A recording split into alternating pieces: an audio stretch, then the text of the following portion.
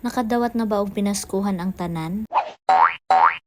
Hello mga ka-Jamson, long time no vlog na jud. Mauday ni ang mga orders na ready to ship today. Pag abot ni Kuya Rider ni baba dayon ko akong gihatag ang gamayng pahalipay og akong mga parcel nga ipaship. Salamat kaayo sa tanang nag-order. Unya nag-andam na pukog isda diri kay ako aning himuong fish fillet. Sukad na minyo kuno kay nakabalura ko muluto. Atong dalaga pa ko akong ginaluto kay corned beef with egg, noodles with egg, tinapa with egg. Basta kay ganahan kay kog mga sudan na sagulan og egg. Maong ang mga kagiro nako nakauban kagiron gud og samot kay perminti na itlog.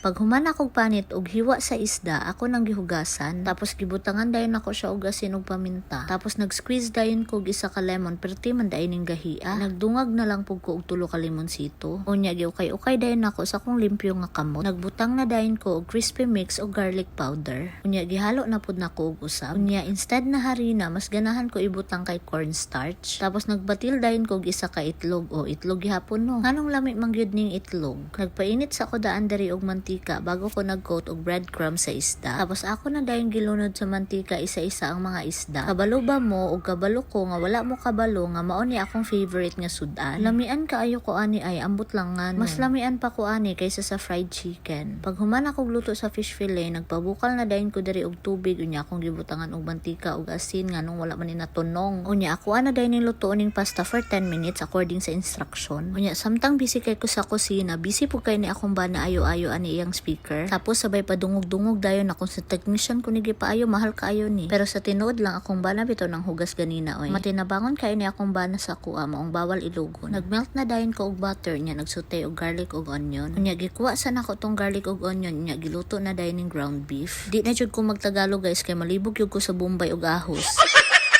Ulaw baya kaayo oy. Pagkaluto sa ground beef, gibalik na nako ang Bombay ug ahos. Unya ako na dayon gisagol ang spaghetti sauce. Unya okay-okayo na pud og tarong. Kabalo mo nga kabalo ko nga wala gyud mo kabalo. Nakabalo ko og luto og spaghetti minyo nako. Nagtuo jud ko sa una ba nga kailangan gyud nimo og 1,000 pesos para makakaon ka og spaghetti. 300 pesos lang da ay pila nakakananan, pila na pa jud mo makakaon. Sa una man gud makatilaw ko og spaghetti, Pasko ra gyud og New Year. Unya bawal pa jud kaunon og dili mag alas 12 sa gabi.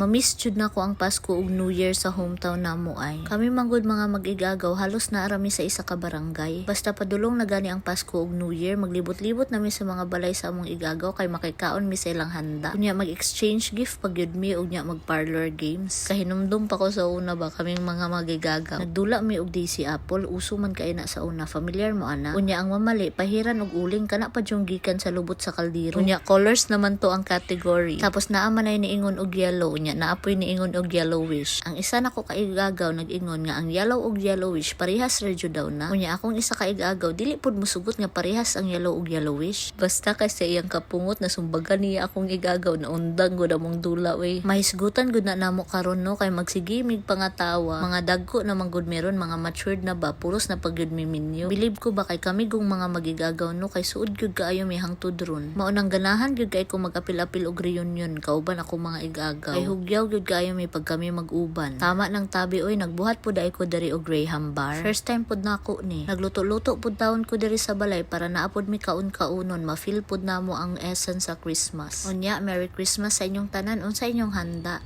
O sige, maura ni akong vlog. Thank you for watching. Amping. Merry Christmas!